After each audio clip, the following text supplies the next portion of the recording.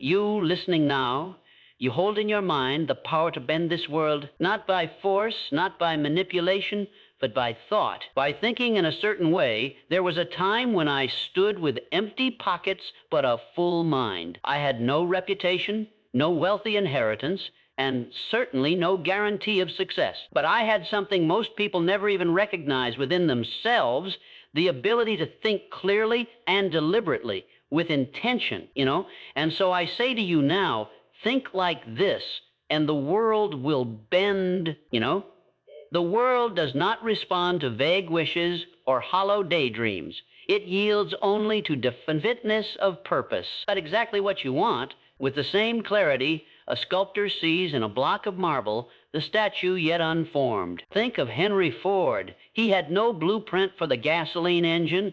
No one believed in a horseless carriage, but he saw it, he thought it, and then he built it. He acted. You must do the same, But the moment you dare to form that vision, life will test you. It will whisper, "Who do you think you are?" It will throw delays, doubts, and defeats in your path. That is not failure. It is fire, and it is meant to forge you. Oh, I remember interviewing a young man during my research for Think and Grow Rich. He told me he'd failed 3 times at business and was preparing to give up. I told him, "Good, now you're ready." Why? Because adversity is the gatekeeper of destiny. The world doesn't give success to the weak. It gives it to those who refuse to turn back. Know your mind, rightly trained, is the most powerful tool on earth. It is a magnet. It attracts what it expects. If you expect defeat, guess what you will get. But if you fill your mind with faith, courage, and conviction, the world must yield to you. Not immediately, not always in the form you expect, but it will. One of the greatest truths I ever uncovered was this: thoughts are things, real, powerful, and explosive, like dynamite, but they only explode when you light them with belief. When Andrew Carnegie tasked me with uncovering the laws of success, I was not yet a man of means or power, but I was a man of determined mind. That is what he saw in me. Not credentials, not wealth, but definiteness and the will to persist. So now I leave you with this. Let your thoughts be strong and fixed. Let your purpose be unwavering. Let your faith be boundless. And let your action be relentless. Do not ask for permission. Take your place in the world by thought, and by action, bend it to your vision.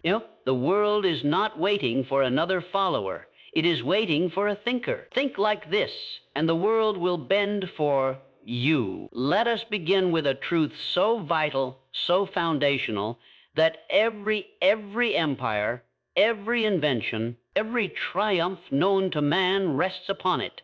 Your mind is the master key.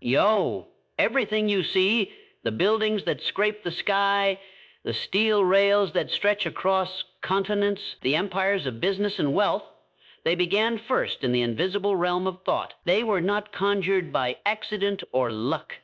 No, they were deliberately carved into reality by men and women who first saw the vision within, felt its truth, and then compelled the world to comply. When I first understood this, I was a young man, broke, ambitious, and still unsure of what greatness really meant. But I began to study those who had bent the world to their will: Carnegie, Edison, Rockefeller, Washington. And I found a pattern so clear, so repeatable, that it shook me to the core. They all had one tool, their minds, and they used it with unbreakable discipline. The mind is not just a storehouse of memory. It is the workshop of the soul. It is where your destiny is built or broken. And make no mistake, your thoughts are not idle. Every thought you allow to dominate your mind becomes a blueprint, a seed, a force that begins pulling in people, circumstances, and events aligned with its frequency. You say you want success? Then tell me, what occupies your mind when you're alone in silence? Is it desire or is it doubt? Is it power or pity? For you cannot hold conflicting thoughts and expect a singular result. The mind, like the soil, will return what you plant, but it will not question the seed. Whether it's fear or faith, ambition or apathy, it will grow exactly what you feed it. And when I interviewed Thomas Edison, he said something that never left me. I never failed. I simply found ways that wouldn't work. That is not the language of failure. That is the language of dominion, the speech of a man who has mastered his own mind. It shows thoughts of progress over defeat, and through that choice, the world delivered to him 1,000 miracles. You know, your mind is your governor. It sets the thermostat for your life. No man can rise above the standard he sets in his own thinking. This is why two men born in the same town, on the same street, under the same circumstances, can live two entirely different lives. One becomes a servant to life, the other a master of it. The difference? Not L. The majority of men stumble through life like ships at sea without a rudder, tossed by the waves of opinion, swayed by the winds of other people's expectations, and lost in a fog of indecision. But the rare few, the mighty few who carve their names into the face of history, all possess a single blinding trait: definiteness of purpose. Now let me tell you what this means, not in theory, but in practice. To possess definiteness of purpose is to know with crystal clarity what you want from life. It is to burn the bridges of retreat. It is to wake up every morning with a vision so vivid that the world around you begins to shift in response. When I was commissioned by Andrew Carnegie to study the most powerful minds of our age, the first lesson he gave me was this: drifting is the enemy, purpose is the captain. Every man he had mentored, from Henry Ford to Charles Schwab, had first sat down, looked within themselves, and decided with finality what they would achieve. Not maybe, not if I'm lucky, but this I will do, and nothing shall prevent it. No, definiteness of purpose is not just setting a goal. It is setting your soul on fire with it. It is turning away from distractions, dismissing the trivial, and narrowing your mental lens like a magnifying glass until the intensity of your focus becomes flame. Do you know what you want? Stop. Don't answer too quickly. Most people don't. They chase what others value. They climb ladders leaning against the wrong walls. They listen to the noise outside instead of the voice within. But that voice, that still small voice, knows. It always knows. When you align with that inner knowing, your mind becomes magnetic. And when I say magnetic, I do not speak metaphorically. I mean it literally. The mind, when fused with purpose, begins to draw in people, circumstances, ideas, and opportunities aligned with that purpose. What you once called coincidence now becomes your strategy. What was once luck becomes your law. I once asked a millionaire steel magnate how he went from poverty to power, and he said simply, "I've made up my mind, and I never unmade it." That is the power of a decision backed by definiteness of purpose. It builds momentum, and momentum builds miracles. You think of the great river, calm, flowing, powerful. Now, damn it, focus its flow. Its energy becomes unstoppable, enough to light up cities and move mountains. Your purpose is the dam. Your energy is the current. And the moment you direct it, the moment you say yes to one thing and no to all others, that is when the tide begins to turn in your favor. You must decide, you must burn the alternatives. You must make your purpose so definite that not even doubt dares to approach you. The world steps aside for the man who knows where he is going, but it mocks the one who waits for permission, who hesitates, who changes his direction with every new breeze. Faith, my friend, is not a wish. It is not a weak hope whispered in the dark. It is power, pure, concentrated, invisible force. And when it is united with purpose, it becomes the unseen hand that shapes your future. Understand this: faith is the bridge between thought and reality. You may possess the clearest vision, the most definite purpose, the most elaborate plan, but if you do not believe in it with every fiber of your being, it will remain forever trapped in the prison of imagination. It'll never become flesh. When I interviewed the great minds of the industrial era, Ford, Edison, Carnegie, Wanamaker, I found that every single one of them operated from a total conviction that what they desired was already theirs. They didn't wait for evidence.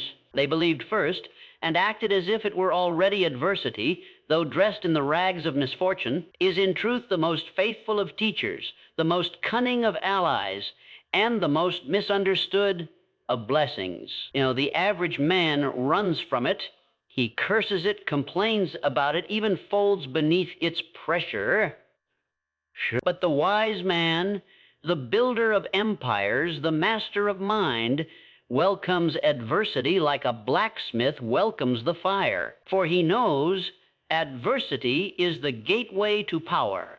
Show me a man who has accomplished anything of meaning, and I will show you a man who has walked through storms, who has been laughed at, betrayed, doubted, even destroyed, and yet still rose. I recall a young inventor ridiculed by the press, rejected by financiers, dismissed by scholars. His idea, too impractical, impossible. That young man was Thomas Edison, and from the ashes of 1,000 failed experiments, he summoned forth light. Now, you may not be building a light bulb, but I tell you this: your hardship is your crucible. It is not your punishment. It is your preparation. When I stood before Carnegie, uncertain, hungry, and nervous, he didn't offer me comfort.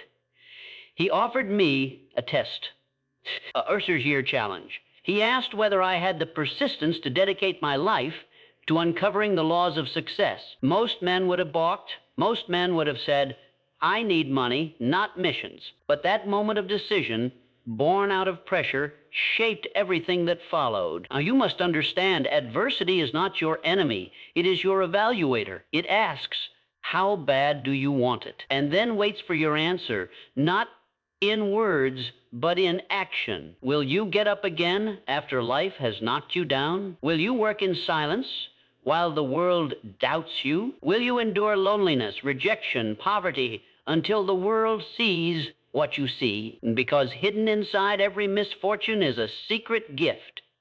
But only those who endure long enough will ever unwrap it. The mountain you face is not meant to stop you. It is meant to reveal you. You are not being buried, you are being planted. And the deeper you go, the higher you will rise. Men of greatness are not those who never suffered. They are those who transformed their suffering into strength, their pain into purpose, their losses into leverage. I have seen bankrupt men build fortunes after failure. I have seen broken hearts give rise to boundless vision. I have seen ruin become resurrection. Adversity is not final. It is formative. It is the forge in which your greatness is hammered into shape. The world does not give you what you ask for politely. It gives you what you demand with persistence. It does not respond to hesitation, nor does it respect waiting. It yields only to those who move with such conviction, such relentless force, that it has no choice but to make way. Let me tell you plainly, you must act with persistence, not permission. Most people are waiting, waiting for someone to believe in them, waiting for the right time, waiting for validation, applause, or approval. But the truth, no one is coming to hand you your destiny on a silver platter. The world belongs to the man or woman who gets up and takes it, who decides that hesitation is a sin and delay is defeat. When I studied the habits of over woo-bite of the most successful men of our era, do you know what I discovered? Not one of them waited to be ready. Not one of them waited until they were sure they would succeed. They stepped forward when the outcome was still uncertain. They acted boldly, swiftly, relentlessly, and they stayed the course when lesser men fell away. Now, that is persistence, the unbreakable determination to keep going, even when the mood has left you, even when the praise has faded, even when the road has grown hard and the crowd has gone quiet. Persistence is not just continuing, it is continuing with intention, with fire, with faith. Well, I remember speaking with a man who had failed in business 6 times. He came to me dejected, ready to quit. I told him, "You are closer now than ever before." Why? Because with every failure, he had burned away one more illusion, one more weakness, one more excuse, and all that remained was steel. The world breaks most men, but the ones who will not yield, those are the ones who break through. You must learn to move without permission. If you wait to be told, you will be told to wait. If you knock politely, you may never be invited in. But if you believe in your vision with such intensity that you act as if it is already reality, the world has no choice but to adjust to you. There is a law, unwritten, unspoken, but absolutely real, that the universe bends for the man who refuses to retreat, the man who plants his flag and says, "Here I stand. I shall not move until I have created what I came here to create." You must decide that you will persist longer than any doubt, any failure, any rejection, any obstacle. You must act with the unshakable belief that the thing you seek is already seeking you, but it will only appear once you have proven yourself relentless enough to deserve it. You do not ask the world for permission. You must learn to go where others fear to go and stay where others give up. Let me tell you this truth. Perhaps the most misunderstood of all success principles, the world does not bend for brilliance alone. It bends for boldness sustained. And boldness without consistency is only noise. Only those who press forward daily with tireless repetition become unstoppable forces. The difference between a man who dreams and a man who builds is simple. The builder does not stop. He does not wait for the muse to visit or the perfect moment to strike. He moves whether he feels like it or not. He understands that emotion is fleeting, but commitment is power. When I was constructing the principles of Think and Grow Rich, I found men who had no formal education, no inheritance, no lucky break. What they had, however, was this: they were obsessed with execution. They had no